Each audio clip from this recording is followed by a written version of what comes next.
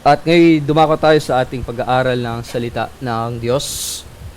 Buksan natin ang ating mga Biblia sa aklat ng Apokalipsis, huling aklat sa Bagong Tipan.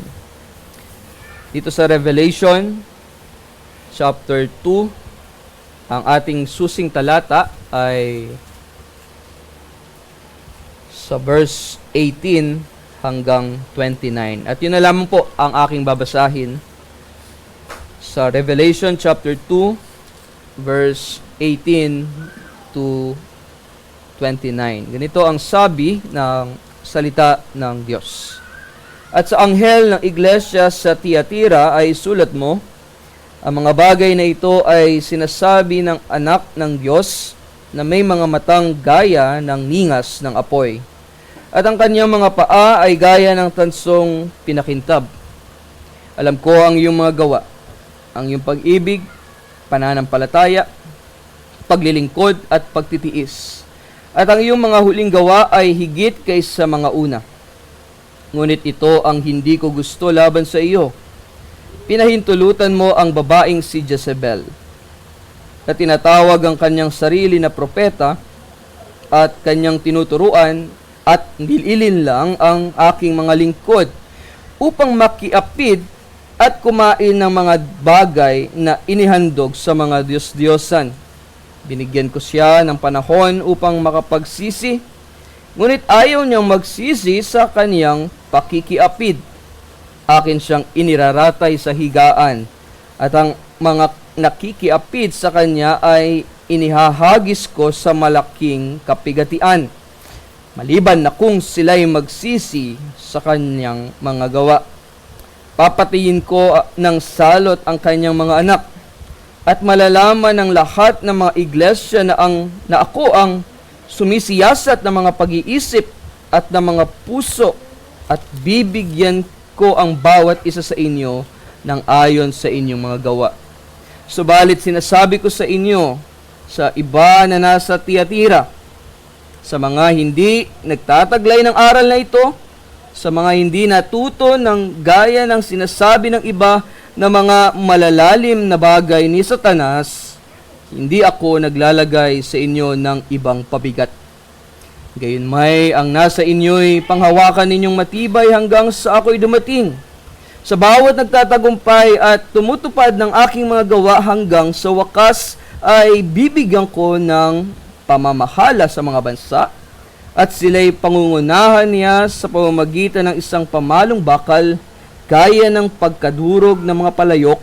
Kung paanong tumanggap din ako ng kapangyarihan mula sa aking Ama, ay ibibigay ko sa kanya ang tala sa umaga. Ang may pandinig ay makinig sa sinasabi ng Espiritu sa mga iglesia. Mga minamahal na kapatid sa ating Panginoong Jesucristo. Actually, pag binasa natin ang unang chapter dito nga sa Revelation, makikita natin doon na ang ating Panginoong Jesucristo bilang ang anak ng tao na nakatayo sa gitna ng pintong gintong ilawan. 7 gintong ilawan. At kung ating babalikan yung mga nakaraang pag-aaral natin sa mga iglesia at nabanggit natin kung ano ang silbi nung ilawan na yon. At yun po ay sumisimbolo iyan ng kaniyang presensya sa mga iglesia. Na ang kaniyang mukha ay maningning gaya ng araw. Sinabi nga sa atin kanina, habang binabasa natin ang Revelation chapter 2, partikular sa verse 18, ay sinabi roon na ang kanyang mga mata ay gaya ng ningas ng apoy. Hindi po siya malayo, hindi siya po ay narito. Siya ay nananahan at siya rin ay patuloy na nagsasalita sa atin bilang iglesia. Kaya po, ngayong ikalawang sermon natin, maririnig natin ang mensahe ng ating Panginoon, partikular sa konkreto sa iglesia sa Tiatira. Natulad din po natin, sila po ay iglesia na nagsusumikap, sila na mayroon ding mga kahinaan na tinataglay, at sila rin ay nangangailangan ng paalala mula sa ating Panginoon. Kaya mga kapatid, alam natin na sa bawat linggo, every Lord's Day, tayo ay nagkakatipon bilang isang iglesia. At dito rin, tinatawag tayo ng ating Panginoon, hindi lamang po upang siya ay ating sambahin, kundi upang tayo rin ay mapaalalahanan. Tayo rin ay maituwid sa ating mga pagkakamali. Tayo rin ay mapalakas. At kaya, ngayon sa araw na ito ng Panginoon, ito ating ikalawang sermon, maririnig po natin ang sinasabi ng ating Panginoong Yesus. Maririnig natin mismo ang salita ng Diyos sa kaniyang iglesia, sa atin bilang iglesia. So, hindi lamang po ito sulat para sa Tiatira noon, kundi ito rin po ay salita para sa atin. At sa ating panahon nga ngayon, meron po mga kasalanan na hindi na po natin masyadong pinapansin. Na mayroong mga katuruan na pumapasok sa ating pag-iisip, which is taliwas sa sinasabi o labag sa sinasabi ng kasulatan. Na may mga kapatid tayo o mga confessing member na tila nawawalan na ng sigla, nawawalan na ng lakas sa kanilang pananampalataya na kaloob ng Diyos. Na may mga gumagawa po ng kasalanan, nabubuhay sa kasalanan, ngunit hindi na, pag ginagawa nila yung kasalanan, hindi na sila nakokonsensya. Kaya po ngayong ikalawang sermon, ang mensahe po sa atin ng Panginoon ay malinaw. Narito po ang ating ginawang paksa sa ating pag-aaral, ang paalala ni Jesus sa iglesia ng Tiatira. At ito ay, I think, pang-apat na iglesia ating pinag-aralan. Ito yung series Una yung Efeso, pangalawa Smyrna, pangatlo Pergamo, ngayon tayo ay nasa Tiatira. At ano yung paalala na iyon ng ating Panginoon? Ang paalala niya ay ating itakwil ang kasalanan at manatili tayong tapat hanggang sa siya'y dumating. Hanggang sa wakas ng lahat ng ito. Sa ilalim ng ating paksang iyan ay meron tayong tatlo na bibigyang diin o tatlong mahalagang punto na pag-aaralan. Ng una, nakikita ni Jesus ang ating katapatan. Ngunit hindi siya bulag sa kasalanan. Medyo mahaba lang pero magandang ating bigyang diin yan. Ang una, nakikita ni Jesus ang ating katapatan, ngunit hindi siya bulag sa kasalanan. Pangalawang punto, pinapalakas ni Jesus ang mga tapat sa gitna ng kompromiso. Pangalawa, pinapalakas ni Jesus ang mga tapat sa gitna ng kompromiso. Pangatlo, may pangakong gantimpala si Kristo sa magtatagumpay. Pangatlo, may pangakong gantimpala si Kristo sa magtatagumpay. Ganda nung pangatlo pero mamaya tayo maiksat doon. Ginawa natin diin ang una. Rito po sa Revelation, ang sulat po ng ating Panginoong Yesus sa iglesia ng Tiatira ay nagsisimula po iyan sa isang malinaw na pagpapakita ng kanyang sarili. Pinapakilala ni Jesus ang kanyang sarili. At sabi nga sa verse 18, sa Revelation chapter 2, kung ating babalikan, ang sabi roon, ang mga bagay na ito ay sinasabi ng anak ng Diyos. At ano ang pagpapakilala niya sa kanyang sarili? Ang sabi riyan, pwede underline ninyo kasi mamaya mabibigyan natin ng diin yan. Sabi ron na may mga matang gaya ng ningas ng apoy. At ang kanyang mga paa ay gaya ng tansong pinakintab. So ipinapakita po rito ng ating Panginoong Yesus na siya po ang makapangyarihan sa lahat. Na siya ay banal. At take note, siya ay hindi bulag sa mga nangyayari sa iglesia. Partikular sa iglesia ng Thyatira at sa atin din namang iglesia. Hindi nalilingid sa kanyang kaalaman ang mga pangyayari sa atin. Wala rin tayong maitatago sa kanya.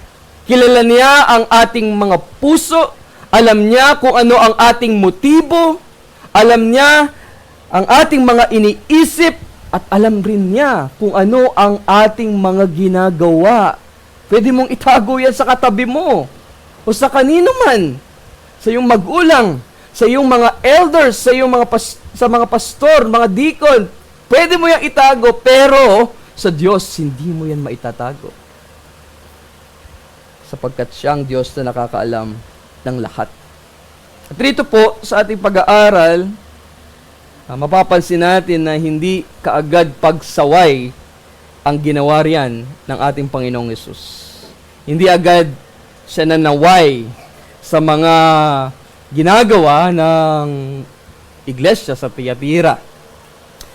Ginawa niya muna, nagbanggit siya ng pagpupuri, commendation, dito sa iglesia sa Thyatira. Sabi niya sa verse 19, bilang pagpapatuloy, sabi niya sa chapter 2 verse 19, alam ko ang iyong mga gawa. Tingnan nyo. Ano yung gawa? Of course, yun ang mabuti. At binanggit rin niya ang iyong pag-ibig, pananampalataya, paglilingkod, at pagtitiis. At ang iyong mga huling gawa ay higit kaysa mga una. See that? Kumbaga, talagang the best na eh. Mas hinigitan pa nila yung kanilang paglilingkod sa Panginoon. Pagmamahal, katapatan, pananampalataya sa ating Panginoon. Ngunit, mapapansin rin natin dito na yung mga yon na binanggit ng ating Panginoong Yesus ay hindi po naging sapat. Dahil meron siyang napansin. Dahil meron silang tinotolerate na kasalanan sa kanilang kalagitnaan. Mayroong tinotolerate na mali, na kasamaan sa kanilang kalagitnaan. Sabi nga ng verse 20, sa ating pagpapatuloy, sabi niya riyan, ngunit ito ang hindi ko gusto laban sa iyo. Ano yun? Pinahintulutan mo ang babaeng si Jezebel, na tinatawag ang kanyang sarili na propeta at kanyang tinuturuan at nililinlang ang aking mga lingkod upang, makiapid at kumain ng mga bagay na inihandog sa mga Diyos-Diyosan. Pakilala natin kung sino si Jezebel. At ang sinasabi riyan, siya ay isang huwad o fake, false, na guro na nagtuturo ng alin? Kompromiso. At tulad ng Jezebel sa lumang tipan, tinuturuan niya ang mga tao, tinuturuan niya ang mga Kristiyano o mga mananampalataya sa pagsamba sa maling Diyos. At tinuturuan niya na mamuhay ang mga mananampalataya sa immoralidad. Pinahihintulutan po niya ang kasalanan sa pangalan ng kalayaan at ng pag-ibig. Na kung titignan mo na sa simula, Hindi po iyon halata eh. Pero dahan-dahan niyang ginagawa. Pinapaniwala niya dahan-dahan ang mga tao na ang kasalanan ay katanggap-tanggap at hindi na kailangang ikabahala. Parang okay lang, sige, mabuhay ka diyan. Walang magagalit sa iyo. Walang magdidisiplina sa iyo. Nasa probidensya ng Diyos, mga kapatid, ganito rin po ang nangyayari sa maraming iglesia ngayon. Hindi lang sa atin, kundi sa maraming iglesia ngayon. Yung para po hindi siya mabuko, hindi ka mabisto. Yung kasalanan ay natatakpan ng magagandang salita. Marami pong beses ang kasalanan o ang mali ay tinatawag na pag-unawa. Ang mali ay tinatawag na pagmamahal. O ang mali ay tinatawag na respeto sa iba. Ganyan na ba tayo sa pagkilala o pagtingin sa kasalanan? Sasabihin nila, kapatid, sis, brad, pastor, elder, deacon, unawain mo na lang. Unawain na lang natin. Pero mga kapatid, ang ganitong pananalita ay naglilihis sa katotohanan. Hindi po pag-unawa ang pagtanggap sa mali. Iyon ay kompromiso. Pakikipagkompromiso. Meron pang tawag nga dyan yung yung pag di yung pinapagalitan, parang pangungonsinti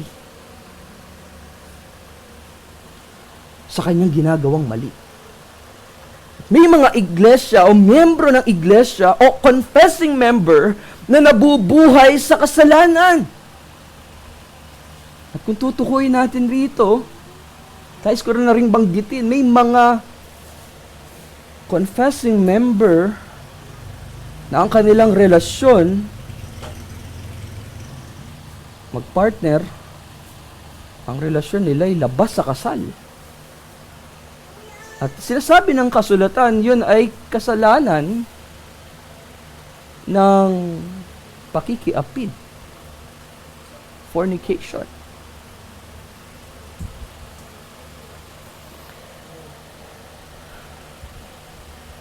Nanonood ng malasua o ng pornography. Nanlalamig, nananamlay, nasa pananampalataya. At marami pang iba na mga kasalanan na tayo ay nakikita at napapansin. Pero anong ginagawa natin? Wala man lang ni isang nagsasabi ng totoo sa kanila. Walang nagbabanggit, nagbibitaw sa kanila kung ano ang mali na kanilang ginagawa. Bakit? Kasi ayaw natin na masaktan yung kanilang damdamin. Ayaw natin na masira yung ating relasyon sa kanila. Ngunit tatandaan natin, mga kapatid, ang hindi pagsasabi ng totoo ay hindi po pagmamahal. Hindi po yan pagmamahal. Nakikita mo na, tapos pinapabayaan mo lang. Baka mamaya sinasabi mo, ayaw mo na si elder dyan. Bahala na yung mga office bearer. Bahala si pastor dyan. Pastor dyan. Sakit yan. Bahala na si ganito.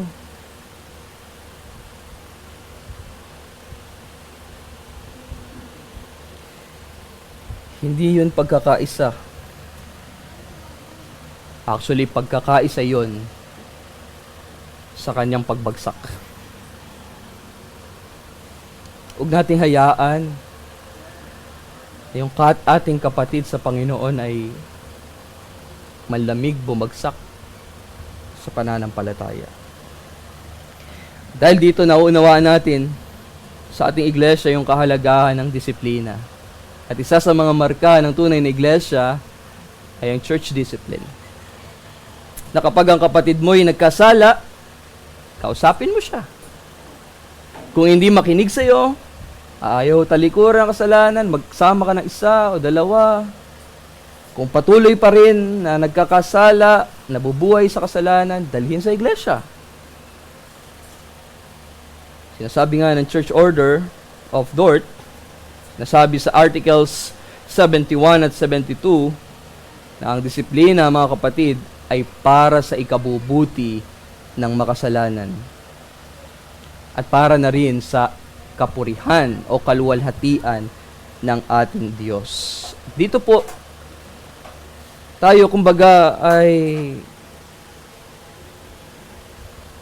medyo masakit. O kumbaga, guilty.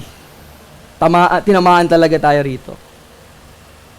Lalo kung tayo ay elder, ang simbahan, alam po nating may mali, pero nananatili tayong tahimik o walang paki, ang totoo, nagkakasala tayo nun. At alam ko pong malinaw na po sa atin ang tungkulin ng ating mga elder na sila po ay tinawag upang bantayan ang buhay at doktrina ng mga confessing member, upang mapanatili ang banal na kaayusan sa iglesia at tiyakin na ito'y lumalakad sa kabanalan. Sinasabi ng Church Order Articles 16 at 23 na ang pagiging elder ay hindi lamang po posisyon, kundi sila po'y may pananagutang espiritual sa harapan ng Diyos. Kaya pag minsan, nilapitan ka ng elder at tinanong ka, sinaway ka, huwag kang magtampo, huwag kang magalit. Ang tamang maging reaksyon natin ay magpasalamat. Dahil ginampanan ni elder ang kanyang tungkulin para i-oversight ka, para itama yung iyong pagkakamali, para lumakad ka ng may katwiran at may kabanalan, maging marangal, maging maayos ang ating pamumuhay. I-appreciate natin yon. Sa ating iglesia, kaya hindi na po lalayo, sa atin na lang. Ang totoo, meron tayong mga confessing member na nasa ilalim ng disiplina. May isang confessing member na pumatol sa hindi mananampalataya at ngayon ay nagsasama sila sa iisang bubong. At mayroon pa pong isang menor de edad na hindi kayang talikuran ang kasalanang imoralidad din. At sa murang edad ay nagsasama na rin sa isang bubong kasama ang kanyang partner na nagbunga pa ng anak. Ngayon, kung tayo po ay nabibilang sa ganitong kalagayan, ang tawag, ang panawagan ng Diyos, ng Panginoon sa iyo ngayon, magsisi.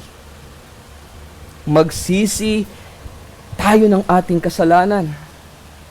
Sa verses 21 up to verses 23, sa Revelation chapter 2, malinaw ang sinabi ng ating Panginoong Hesus tungkol sa huwad na guro sa Tiatira. Sabi, binigyan ko siya ng panahon upang makapagsisi. Ngunit ayaw niya magsisi sa kanyang pakikiapid. At dahil dito, sinabi niya, medyo mabigat po yung sinabi rito. Akin siyang iniraratay sa higaan, at ang mga nakikiapid sa kanya ay ihahagis ko sa malaking kapigatian, maliban na kung sila'y magsisi sa kanya mga gawa. Papatayin ko ng salot ang kanyang mga anak, at malalaman ng lahat ng mga iglesia na ako ang sumisiyasat ng mga pag-iisip at ng mga puso, at bibigyan ko ang bawat isa sa inyo ng ayon sa inyong mga gawa. So itong mga salitang ito, hindi lang po iyan basta binanggit para tayo ay matakot. Kapag narinig yan ng isang makasalanan, dapat niyang unang makita, una niyang maunawaan, at una siyang mapaalalahanan na ang Panginoon ay mayroong, alam natin, ang Diyos ay mahabagin mapagpatawad.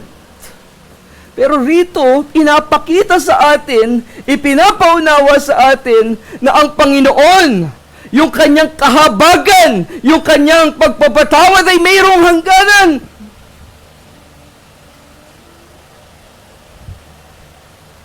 Mayroong hangganan kapag ikaw ay patuloy na tumatanggi. Darating ang araw, magsasara yan. Di na magiging bukas ang kanyang biyaya sa iyo. Kaya hanggat may panahon, may araw para ikaw ay magsisi sa iyong mga kasalanan, ngayon ang pagkakataon na ikaw ay lumapit sa Panginoong Jesucristo, magsisi ng iyong kasalanan, tumatawag siya sa pamamagitan ng pangangaral ng Ebanghelyo ng Diyos. Magsisi ka at manampalataya kay Jesucristo lamang. Again, si Jesus, sinasabi sa atin, ay mayroong matang gaya ng ningas ng apoy. Hindi lang po siya basta tumitingin. Siya rin po ay humuhusga base sa katotohanan. Huwag po sana natin baliwalain yan. Huwag natin i-reject. Huwag natin sayangin. O huwag nating suwayin ang kanyang kabanalan.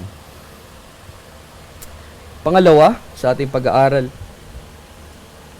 ngunit sa kabila po ng lahat ng ito, ang ginawa ng Panginoong Jesucristo dito sa iglesia sa Tiatira, ay pinalakas po niya ang kanilang loob.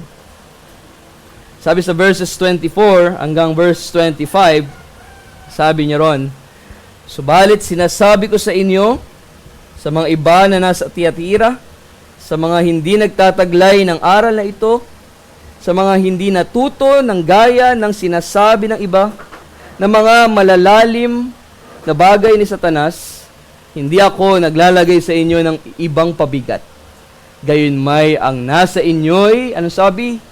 "Panghawakan ninyong matibay hanggang sa ako'y dumating." Yun naman ang maganda ron.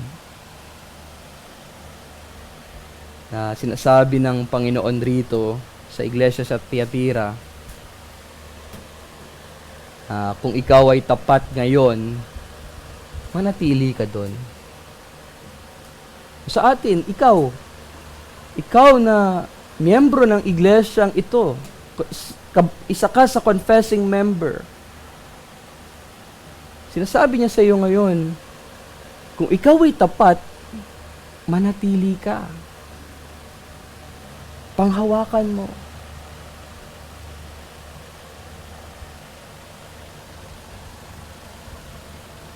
Kung tayo nagsusumikap gaya ng Tiatira, kung tayo ay nagpupursigi, magpatuloy tayo. Marami pong miyembro ng iglesia ang hindi po palaging napapansin. Minsan pagka ganun hindi ka napapansin, parang sayang lang yung effort mo, di ba? Pero wag. Kahit hindi ka napapansin sa ginagawa mo para sa iglesia ng Panginoon, ituloy mo lang. Maging tapat ka dyan. Bakit? Hindi ka man nila napapansin. Merong higit na pumapansin sa'yo. Yun ang Diyos na may mata, na nakikita ang lahat ng iyong ginagawa. Yun ang malaking encouragement sa atin. Ngayon, titigil ka, ayoko na, pastor. Kasi, ako lang naman lagi ang kinokontak nila eh. Lagi kinakausap nila eh. Parang ako na lang yung naaasahan. Gusto ko na magpahinga.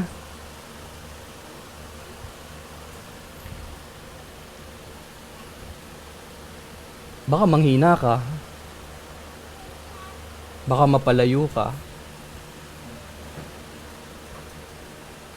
Baka manamlay ka sa pananampalataya.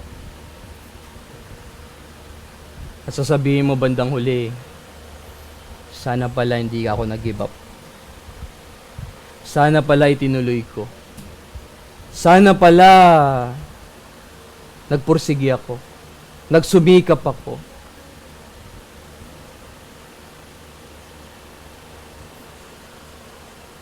Maging tapat tayo.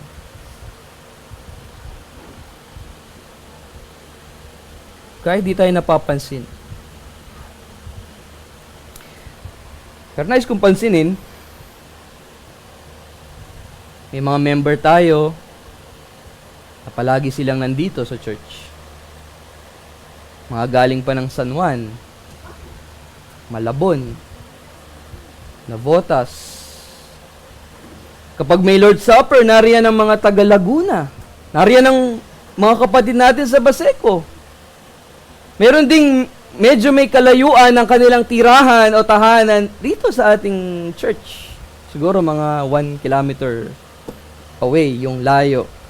Gaya ng ilan sa atin. Sila ay mga tahimik lamang na naglilingkod sa Diyos. Sa kanilang buhay, sila'y mapanalanginin. May mga magulang, ama tinanang tahanan na pinagdarasal ang kanilang mga anak, o kanilang tinuturuan ang kanilang mga anak sa pamamagitan ng salita ng Diyos. At marami pang iba.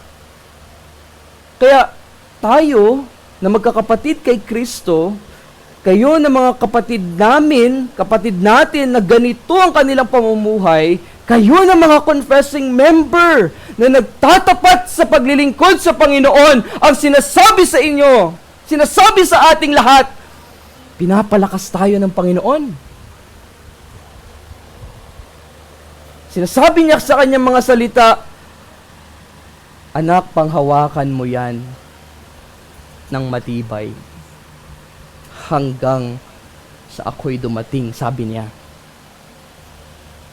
At sa practical level, ito rin po ay paalala sa ating mga office bearer na huwag magdagdag ng pabigat sa mga tapat na miyembro. Minsan po kasi, sa sobrang pagbabantay naman, nagiging pabigat minsan tayo. Gaya po ng kapag pinipilit nating isama sa lahat ng gawain ng bawat pamilya.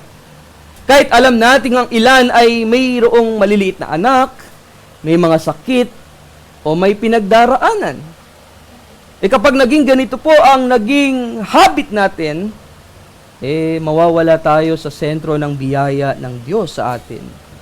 Malilihis po tayo mula sa pagtutulungan tungo sa pagkakabigatan.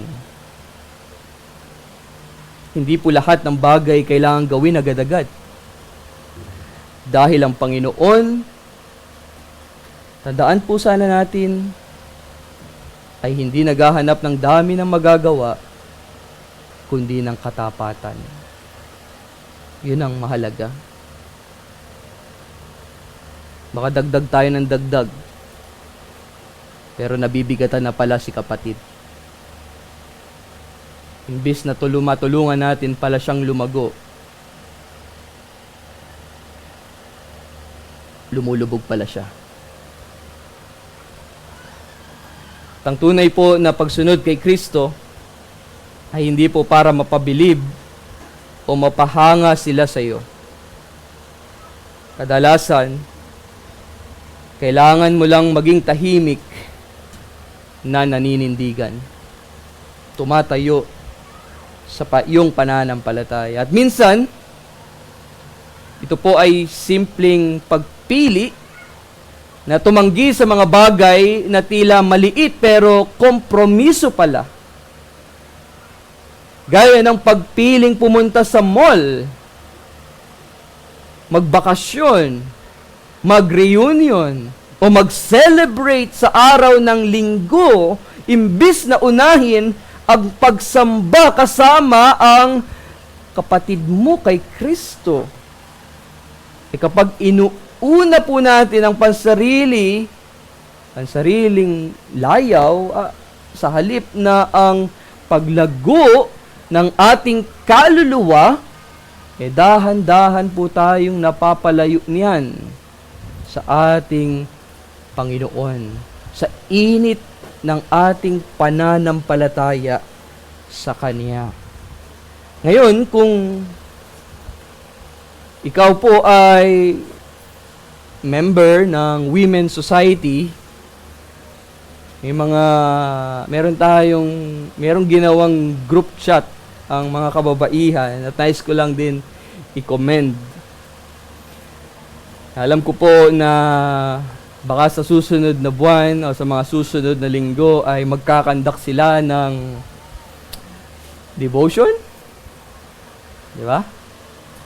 Merong sa kanilang maglilid at every month sila ay mag-aaral. Ganda yun. Mag-aaral ng salita ng Diyos. Na kayo po ng mga nanay na alam namin na marami kayong gawain o mga pinagkakaabalahan sa tahanan, pero meron kayong desire. May pagnanais yung ating mga kababaihan na lumago sa pananampalataya.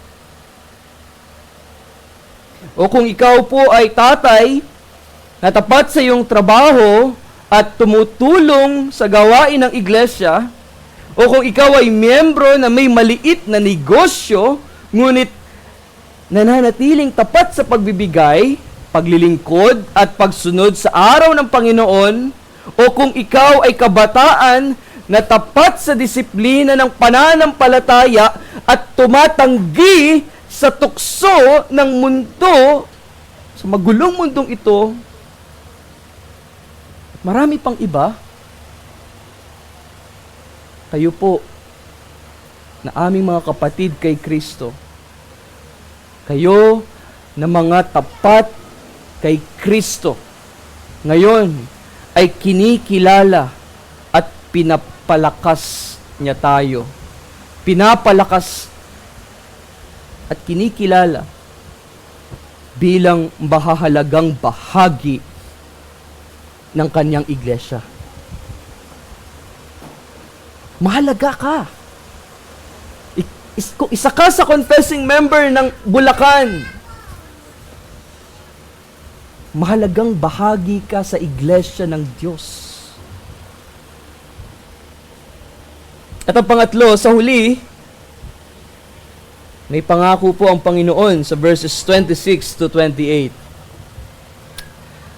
Sabi, sa bawat nagtatagumpay at tumutupad ng aking mga gawa hanggang sa wakas, ay bibigyan ko ng pamamahala sa mga bansa at sila'y pangungunahan niya sa pamamagitan ng isang pamalong bakal, gaya ng pagkadurog ng mga palayok, kung paanong tumanggap din ako ng kapangyarihan mula sa aking Ama. Now listen, sabi, ay ibibigay ko sa kanya ang tala sa umaga. Sino kaya yung tala sa umaga na yon? Baka si Satan yun, ha? Si Satan, ano yun eh? Son of the morning star. Pero iba yung binanggit dito. Ang binanggit, ibibigay sa kanya ang tala sa umaga. Ibibigay sa iyo. At iyon ay walang iba kundi si Kristo. ang ating Panginoong Hesukristo mismo. Hindi lang po siya nagbibigay ng gantimpala o ng karangalan. Siya mismo, mga kapatid, ang gantimpala natin. Si Jesus, na nabayubay doon sa krus ng Kalbaryo para sa atin. Tingnan ninyo yung Revelation chapter 22, verse 16. Revelation chapter 22, verse 16. Ang sabi, akong si Jesus ay nagsugo ng aking anghel upang sa inyo'y magpatotoo ng mga bagay na ito sa mga iglesia. Ako ang ugat at ang supling ni David. At anong sabi? Ang maningning na tala sa umaga. Si Kristo mismo ang tinawag na maningning na tala sa umaga. Ibig po balang sabihin yan, mga kapatid, na ang gantimpala ng katapatan ay hindi lang po karangalan. Ito po ay walang hanggang pakikisama sa ating Panginoong Hesukristo magpasawalang hanggan doon sa kanyang gagawing bagong langit at bagong lupa na rooy wala ng sakit, wala ng takot, wala ng pagluha. Mapupuno na tayo roon ng kagalakan, tunay na kagalakan o kaligayahan sa piling ni Jesucristo magpasawalang hanggan, sa piling ng ating tagapagligtas. Sa aking pagtatapos, sa kabuuan po ng mensaheng ito sa iglesia ng Tiatira, malinaw po na ipinapahayag sa atin ng ating Panginoong Hesus na siya po ay hindi bulag. Hindi lamang niya nakikita ang panlabas na kaayusan ng isang iglesia, kundi kilala niya rin ang ating puso, ang ating motibo, ang ating mga gawa. Nakikita niya ang ating pag-ibig. Kanya niya kinokomment tayo, ating pananampalataya, at ang ating paglilingkod sa Kanya. Ngunit hindi siya nananatiling tahimik kapag may kasalanang kinukonsinti. Dahil tatandaan natin, si Jesus ay banal. At nais niya, gusto niya, na masumpungan niya tayo na nabubuhay. Makita niya ang isang iglesia na banal. Amen.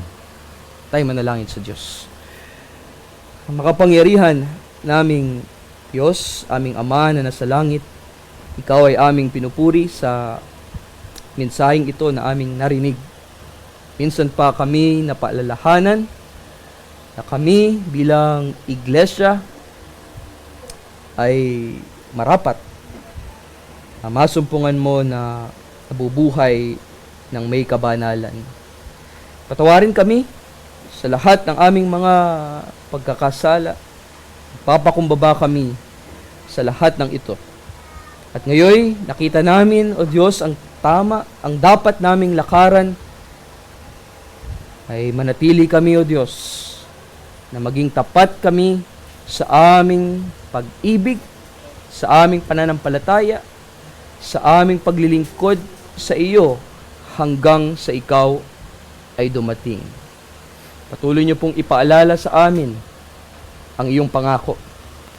Ang pangako mo mismo sa amin, binanggit sa iyong salita, ang tala sa umaga, iyon ay si Jesucristo.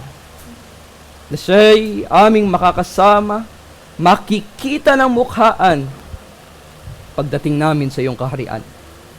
Ito po ang aming panalangin at pasasalamat sa pangalan ni Jesus. Amen.